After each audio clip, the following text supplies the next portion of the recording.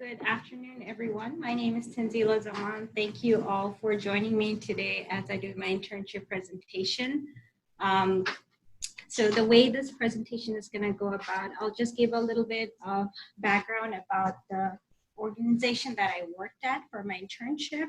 And then after that, I'll give you a brief overview of my project for my internship. And then past that, you'll have opportunity to ask questions. And there are abstracts in front of you, so take a look at it. And so you can also jot down points if you have any questions. And I also have food in the back, so feel free to enjoy. So this past summer, I had the opportunity to work at RTI International.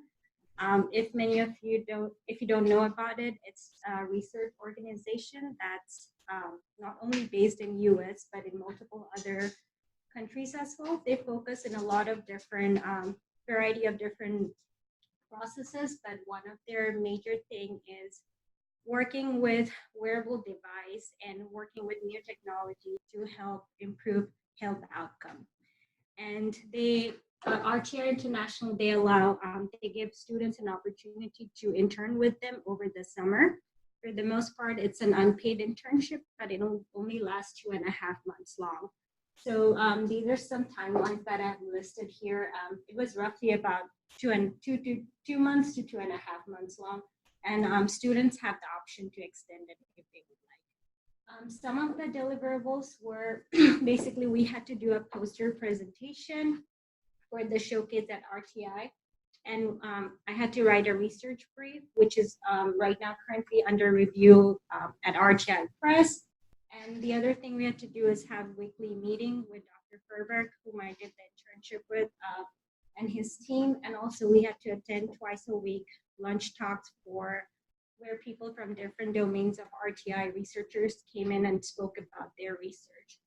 And the other thing we had to do weekly was RTI-wide mandatory workshop on professional development for interns, which is about 4 to 5 hours long, where they taught us how to write grants, how to do proposals, and also the other things like how to apply for jobs and tailoring your resume.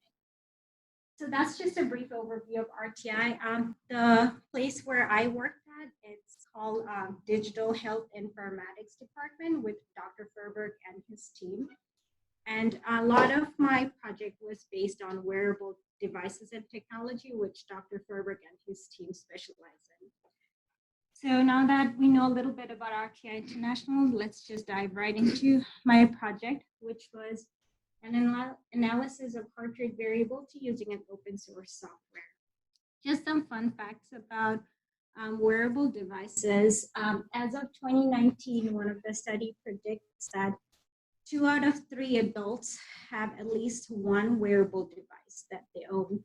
And if you see on the graph on your left, most of that number is from people ages between 25 to 34 years old.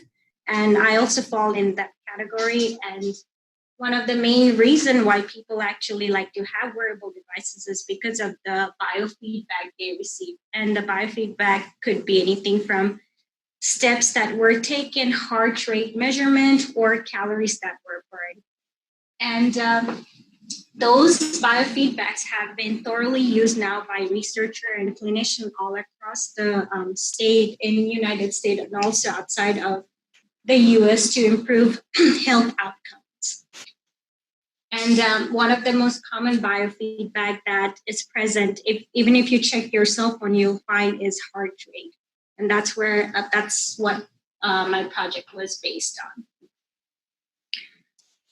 So these were the objectives that I was trying to accomplish, is to generate a heart rate data set using a validated wearable device.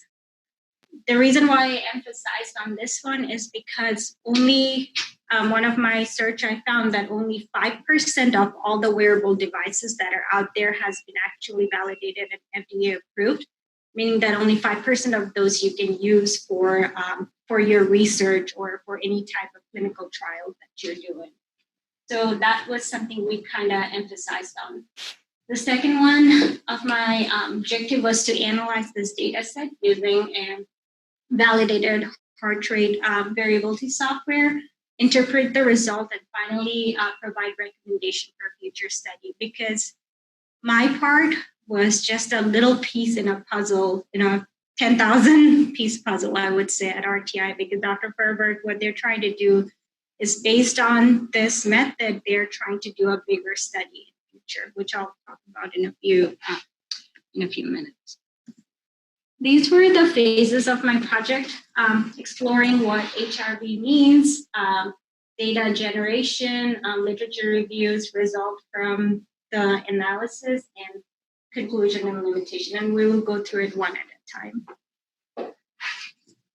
So the first phase of my project was just understanding heart rate variability, because I knew what it meant, but I just didn't know if it was even useful to anyone in general when I first started out. So I'll just start off with basic things. I'm pretty sure a lot of you are from clinical background, so you know that in our body, there is something called an autonomic nervous system, which is divided into sympathetic nervous system and parasympathetic nervous system. Those two together helps to create a homeostasis in your body, basically maintains a balance. So the way I look at it is brake and gas in your car. Don't want to be always pressing the brake, or you don't want to be always accelerating. You want to have a balance in your body, and that's what it helps to do. And many of the organs in our body are influenced or are dominated by this system. And one of those organs is the heart.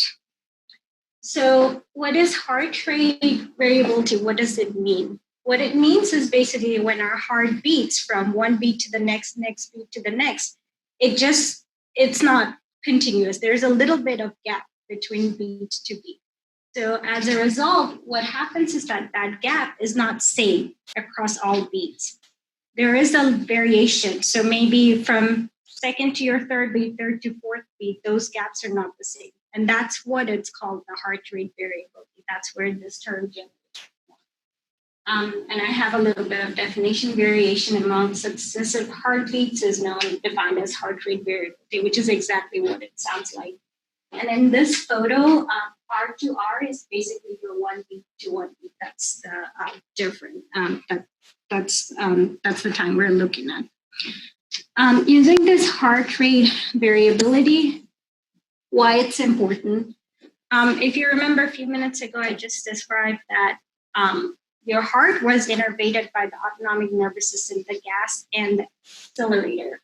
So if there is any type of abnormalities in your heart rate variability, that means there is some form of abnormalities is correlated, directly correlated to abnormalities in your autonomic nervous system. So once this phenomena was established, clinician and researcher has been doing research for the last couple of decades and found that it could be used as a pre-diagnostic tool for cardiac abnormalities, for treating asthma, GI disorder, psychological disorder. This was a little bit interesting to me because they were combining multiple different things under psychological disorder. When you're driving, there's a study that was done using heart rate variability. They could tell when you were feeling drowsy. So, which was very interesting because they were trying to find out causation or correlation between driving, drowsiness during driving, and HRV, and they were able to find that. So these were some of the things that HRV is used for, and one of the main things that it's used for is for performance enhancement across fitness trainers and a lot of sports personality. They use HRV on a daily basis to enhance their performance. So kind of a little bit about what HRV is, why we even care about this. The next phase of my project was to generate a heart rate data set. Now, a lot of people might ask the question, you just generate a data set, what's the big deal? If you remember, I just said only 5% of all the devices that's out there is validated. We could use for research purposes. So we had to find a device that we could use to generate long-term data set, and we had to do it without any breaks in between. So what I mean by that is basically traditionally, if you wanted to generate heart rate data set, you would have to go to a healthcare facility and then have electrodes stuck to your chest, and patient would be immobile for a certain period of time. And that's how you gather data. But nowadays, with invention of wearable devices like Apple Watch, this has become much more easier because you don't have to actually go to a facility and be there giving up your everyday work. You could just gather data from a wearable device. And the reason why it's even the reason why wearable device allows you to gather data is because there is something in the back of it. It's called a PPG sensor that reflects light based on when your blood flows in your body, and that's how it captures the data. So as I was doing my searches and trying to find out what wearable device that's out there that we could use for this research, I found out something called an E4 Empatica wristband that study has been done before to compare the data quality from this device and a traditional ECG lead, and they found out that 75% of the data quality was similar or the same. So we kind of decided we should go with E4 wristband, and the reason why we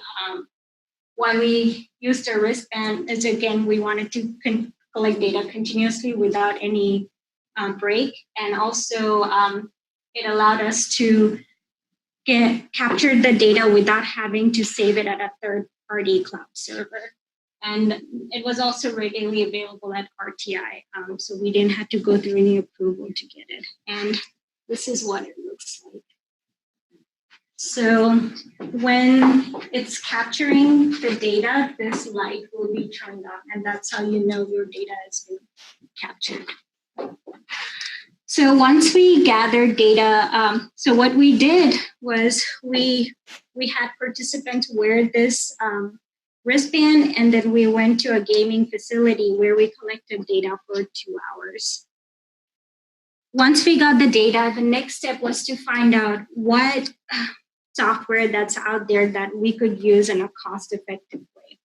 So spent a lot of time doing this process. So I just wanted to show this word cloud.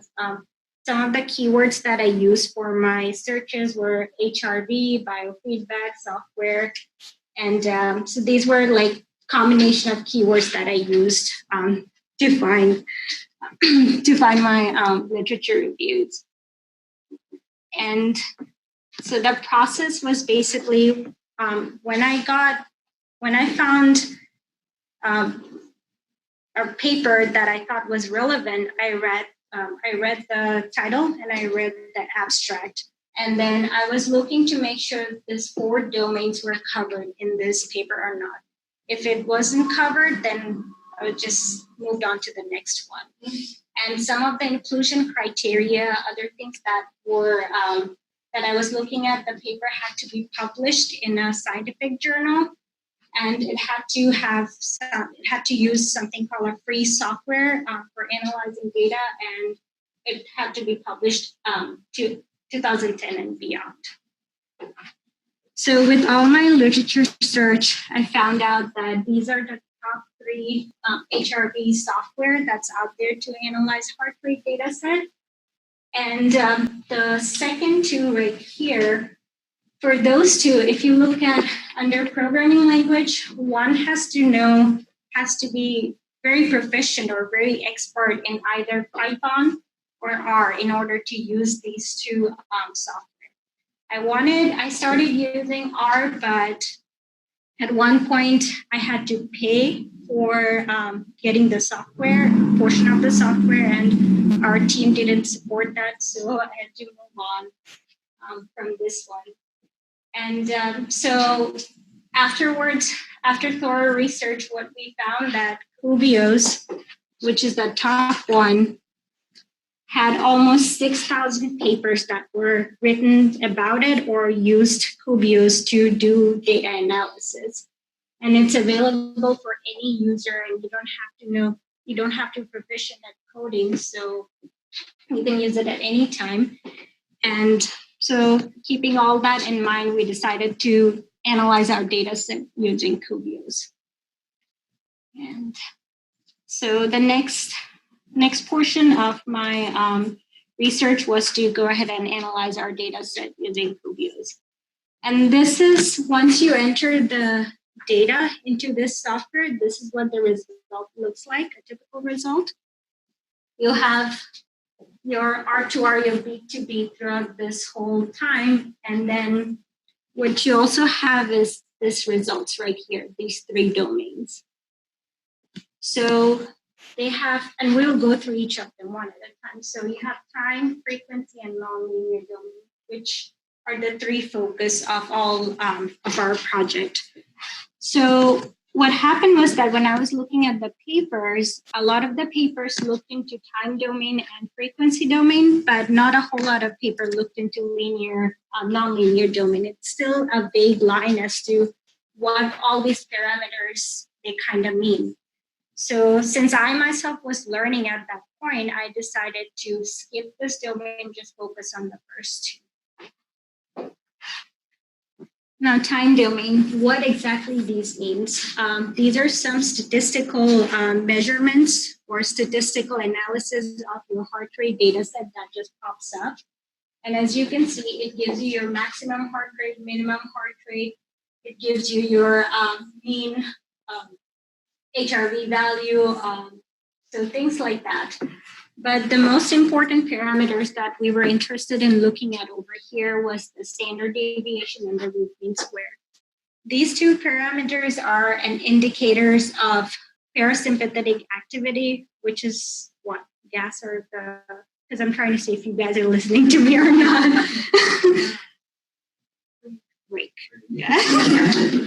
Okay, so now good try. So that's basically your break of your body. So meaning that if these values are somewhere lower than the standard values, that means the brake system in your body is not working properly. There's something going on. So that's something that that as a researcher we are interested to look at. The other thing is that for our purposes, we weren't really focusing on this domain because, as you can see, it requires 24 hours of continuous heart rate data collection, which we weren't able to do because ours only had 2 hours of data collection. But I still wanted to just show that what all these parameters meant over here. For our purposes, the domain that we looked at is known as the frequency domain. The frequency domain, what it does is basically it's like an energy band that it gives you. It's like all the powers are clustered in different energy and frequency, and it just tells you in what frequency most of your beats or heartbeats are gathered in. The reason why it's even important, as you can see, again, there's a lot of parameters over here. This LF over HF ratio, that's the one that we're looking at when we're looking at this domain. If this ratio is lower than where it's supposed to be, that means your sympathetic or parasympathetic nervous system is activated. Your brake in your body is activated. If it's higher than where it's supposed to be, then your sympathetic nervous system is activated.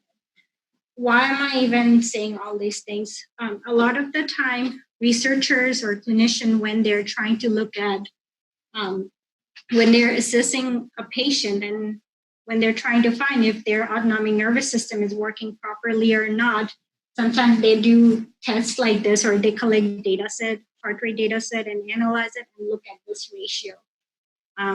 It hasn't been concrete. There has not been concrete results that the physician or clinician would go based off of this number, but they might do some additional tests. But that's what we're trying to establish over here, that, hey, there is much an easier and much effective way of performing this type of test. And for this domain, again, you don't have to collect data for 24 hours long. Just on the side note, we found out that this ratio from the participant was higher than the standard value, which meant that that person was in a state of stress, meaning that their gas was, they were kind of accelerating. So as a result, we kind of hypothesized that because it was at a gaming facility and we knew that this person was in a stressful situation. So that was something we found. Next thing, so these were all the results from my analysis and everything. Now, going off on limitation, one of the biggest limitations for this study was availability of software. We were only allowed to get those wristbands only for a few hours. And if I had to get it for a longer period of time, I had to go through multiple departments, get approval, and that was all on me. But the project itself was only for 2.5 months so I didn't have that opportunity. So I had to work with what I have. My sample size was also very small, which is only 2, and we weren't able to collect data for 24 hours long. It would be interesting to see if we could analyze the same data set using those other 2 software that required Python and R. And also, there weren't any study that was done previously that had standard values for 2-hour-long data set. So the standard value we were comparing was from 24-hour-long studies. If I had to go and provide recommendation, I would say at least get a sample size minimum of 30, which is, I know it's too much to ask for at RTI, but according to central limit theorem, if you want to capture the average from the population, you should at least have a sample size of 30. I would also like to compare and contrast data from different wearable devices, just not E4, perhaps Apple Watch, if that's possible, if Apple would let us use their data set, and also use other software to analyze the data. In conclusion, so like I said, this was just a little piece of a bigger puzzle. Dr. Furberg and his team are looking at similar study in law enforcement officers where they have 2 officers wearing this wristband for 3 months now, and they're trying to publish data from that. So when I came into the project, he said, I'm doing the similar type of study, but it's been going on for 2-3 months. Can you see if it's even feasible or if it's even possible to do a study that would be for a shorter time, like 2-3 hours? So that's what I was trying to establish over here. And so through this, I learned that, yes, it is possible. But again, there hasn't been any standard value that was established before. So we may need more participants to find the standard value first and then compare it. But I did learn a few things as what HRV is and what it's used for.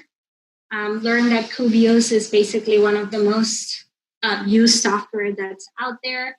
And also learn about the matrices in HRV and analysis of HRV, why it's important, and gather data and analyze it myself. And the result showed the dominance of sympathetic nervous system, which we kind of hypothesized.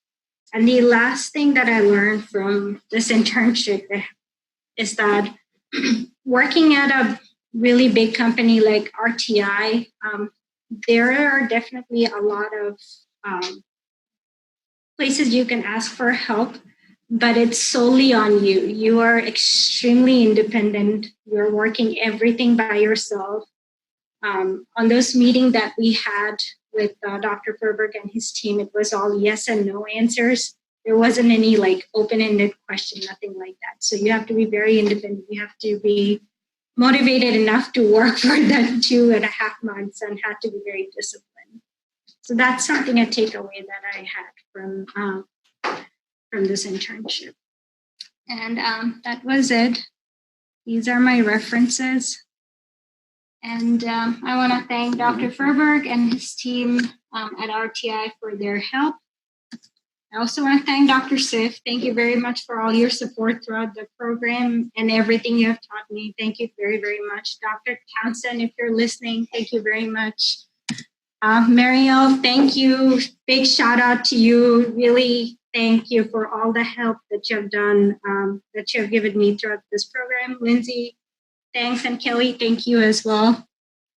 And last but not the least, to all my friends and my professor and my supervisor, plus my family, thank you for being here today. I really appreciate it. I hope you enjoyed. And yeah, thank you very, very much.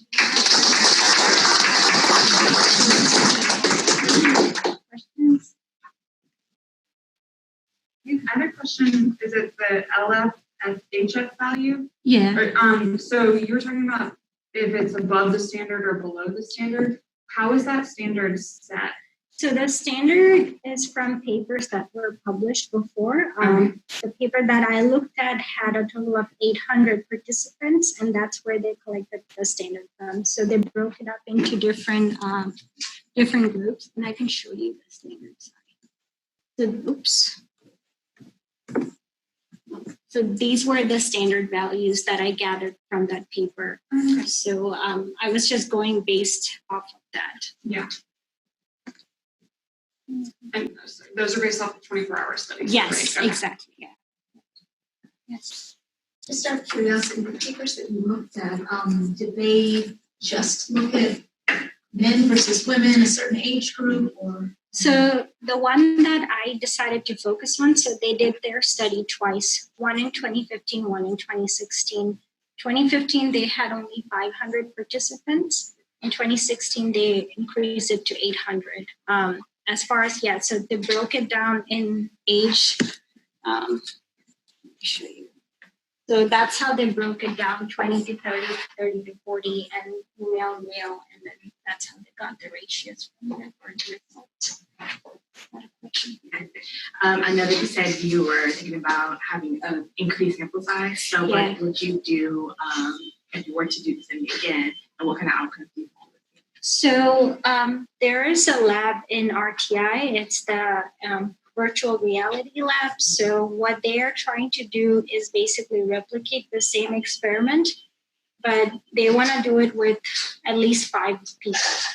What they were trying to see is they were going to focus on basically the LF over HF value, and they want to see whether, so this value, they are going to look at in a way so that in the stressful situation, this value would be higher than what it's expected. And in a normal situation with the same participant, it'd be lower. They're resting and digesting and not stressed. Mm-hmm. So that's how one of the ways they're trying to look for. And if I had to redo it between 30 people, I would probably find the same thing, that this value is higher than the standard value. So I want to clarify something before I ask the question. Sure. With I'm looking at your abstract here, and it says that they were wristbands during an escape room challenge, and you mentioned it was 2 hours. Yeah. So was it all 2 hours that were a stressful scenario? Yes. Then?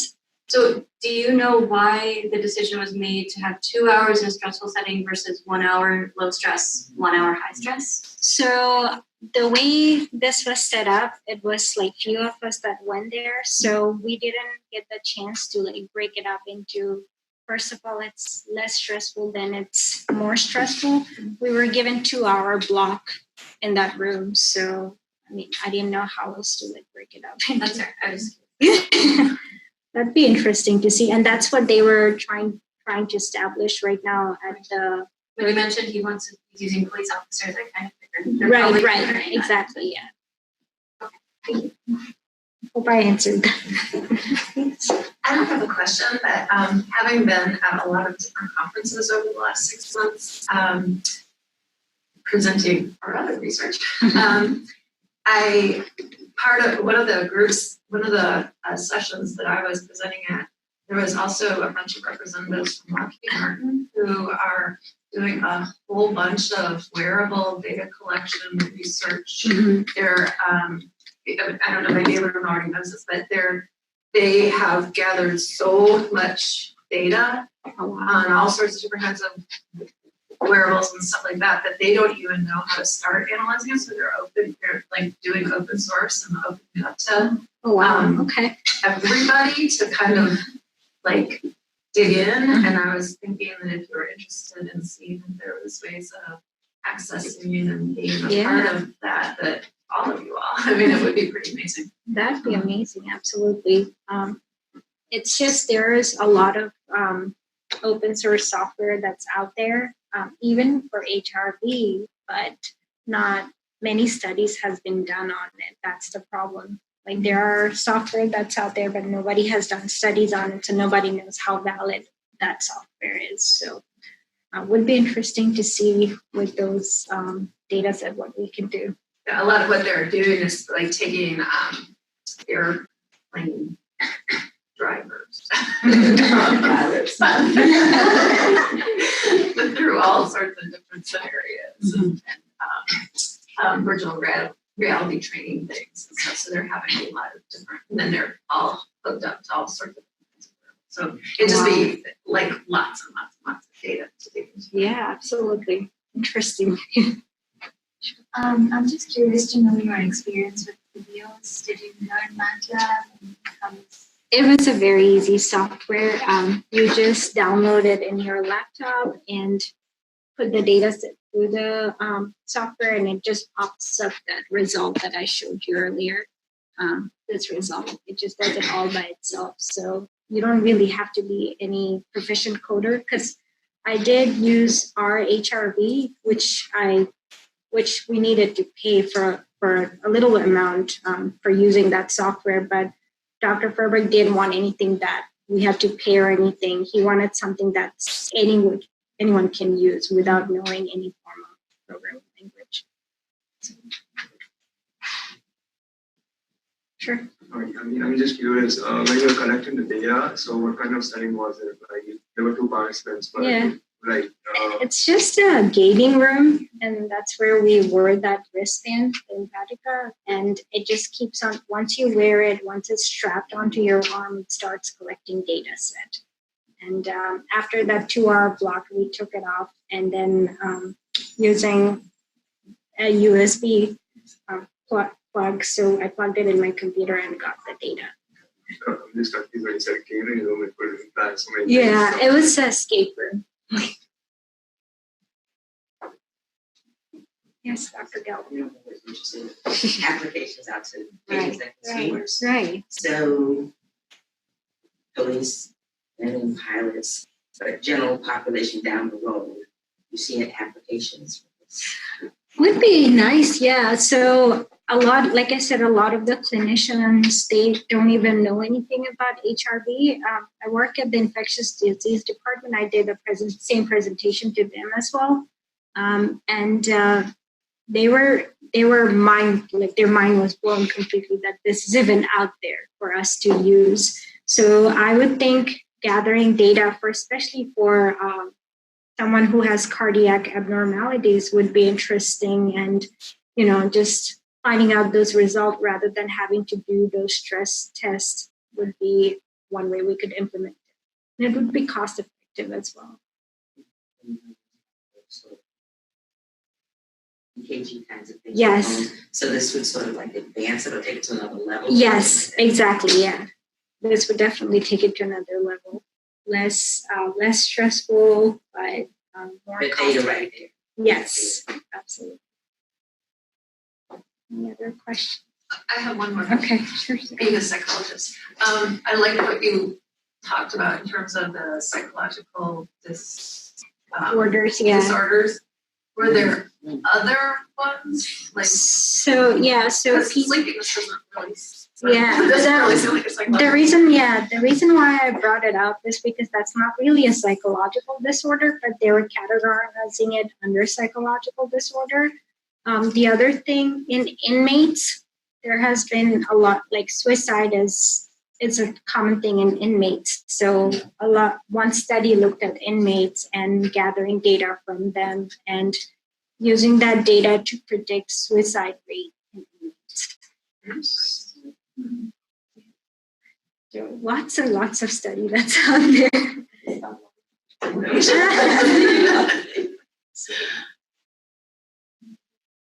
Yes. Their questions maybe think of something else. When you were looking at the literature, did you see anything comparing wearables like this where you're wearing it around the clock versus like what you were talking about, the phone EKGs where you just check? So the one that's the phone EKG ones, those haven't really been validated right now. To my knowledge, it may have changed, but I didn't find anything like that. I'm just curious because if I think about EKGs on your phone where you have to choose when you're going to check. Right. Versus something that's constantly constantly. Data. I feel like the person wearing it could experience a different source of stress because they're constantly now aware of data being collected. Yeah. It's something that is true. That's true. I agree. But no, haven't found any. But that's I was curious if anything came up. So does this find the same, like, what does this find that, what does the wristband find that EKG does? Or is it just more portable? It's more portable.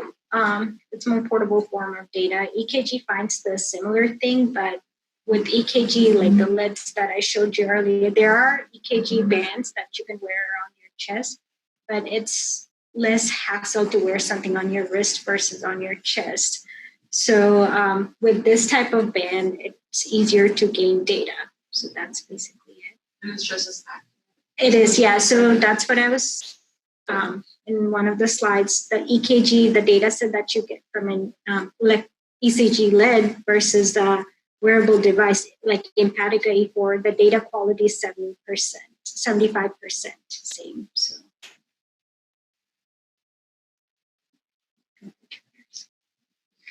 Any other questions?